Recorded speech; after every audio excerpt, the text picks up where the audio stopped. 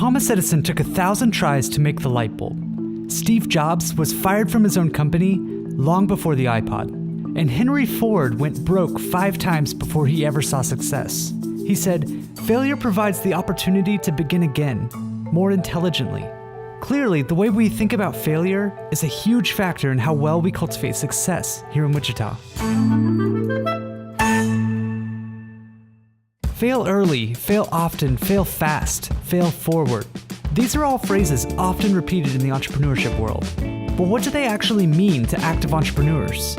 So failing early, failing often for us means we're being attentive to what does not work in the market space. We're accepting that as a small failure. And then we're making the changes necessary to perfect it for our market space. And that process happens for everything, for how our team works, for how we listen to each other, how we listen to our market, how we listen to our tech people, and really for what this community needs. David Thorne is the CEO of Legacy Book, a startup that uses technology to gather, record, and secure family legacies. The company was founded in 2017 and has seen its share of failures on its way to success. For instance, Alpha was a big failure. It was awful. A lot of us look at failure as that's the end, or we shove it under the rug and we move forward. Failure is the best learning opportunity we get. If we don't learn from failure, we don't improve. Failure to me is just it's basically like a shot on goal, right? So sometimes you make it, sometimes you don't. This is Trevor Krotz, president of Buddy Brands, a collection of pet brands here in Wichita that started with Buddy Rest, which makes orthopedic dog beds. Trevor could be seen as a success in Wichita's entrepreneurship scene, but that doesn't necessarily mean failure is in the rearview mirror. You know, we fail every day still. It's just a matter of finding a way forward and not giving up. The people who I see really make it happen aren't the people who get lucky or work the hardest. Oftentimes it's the people who just don't quit. The timing of failure is important. The earlier you fail, the earlier you can get back on track for success. And if a failure isn't addressed when it's noticed, then a lot of time and effort is poured into a lost cause.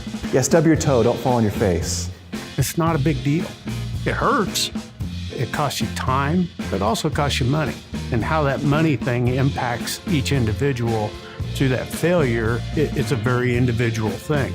This is Steve Hayes, owner and investor at 5 Point Ventures and co-owner of the Hayes Company. As an investor, Hayes also has to expect and learn from failure while minimizing the cost of that failure. Get into it, test your ideas, figure out whether they're worth a darn or not, and get out of it if it's not right. But go do it again. Failure is a topic most of us like to avoid, but for most entrepreneurs, it's an inescapable fact of life. We as a community have to acknowledge that fact without getting too hung up on quick successes. Wichita has an ecosystem that encourages entrepreneurs to do something. You get the validation, sometimes you get the attention.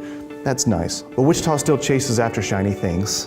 And if you're an entrepreneur with a great hype message, they will chase after you and they will give you all the validation and attention you want. The chasing after shiny things mentality means that you don't want to talk about failures. If you succeed, we'll talk about it. If you fail, we're gonna move on to the next shiny thing. We're already moved on. We're done. If you can't talk about failure within the business community and within business and within investments, you're not a realist. Failure is just part of life. So you have to talk about it. Ultimately, it's important to understand that not every business is going to be successful and there's going to be some bumps along the way. I think the entrepreneurial community gets that. I think Wichita as a whole needs to understand that not everything is going to be exactly the way it's planned to be, and maybe be a little bit more supportive sometimes when those companies do fail and see if there's something that can be done. The road to success is a long one, and what that ends up looking like is different for everyone. Only through failure and tenacity can we truly hope to see it. Some people it's, selling your company for $20 million. For others, it's just being able to, sustain a lifestyle where you can go surfing twice a week. Success is obviously it's in the eye of the beholder. And I don't think it's fair to put a mentality around somebody who's successful or who's not successful. If you haven't failed once, you haven't tried.